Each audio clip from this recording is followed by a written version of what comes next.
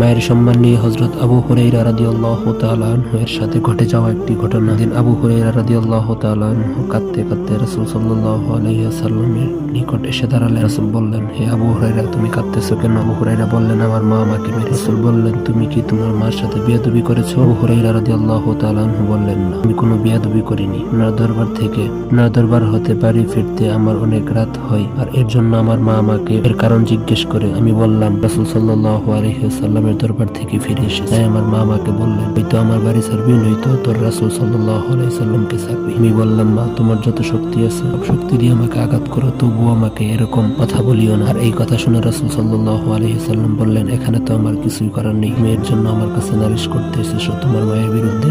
আবু হুরায়রা বললেন, ইয়া রাসূলুল্লাহ, না, আমি নালিশ করতে আসিনি, আমি এসেছি আপনি আমার মার জন্য একটু দোয়া করেন আল্লাহর কাছে, যাতে আল্লাহ তাআলা আমার মাকে হেদায়েত দান করেন। রাসূল সাল্লাল্লাহু আলাইহি ওয়াসাল্লাম তার মার জন্য দোয়া করলেন এবং আল্লাহ তাকে হেদায়েত দান করলেন। আমাদের যাদের মা বেঁচে আছে সকলে একবার বলি আলহামদুলিল্লাহ।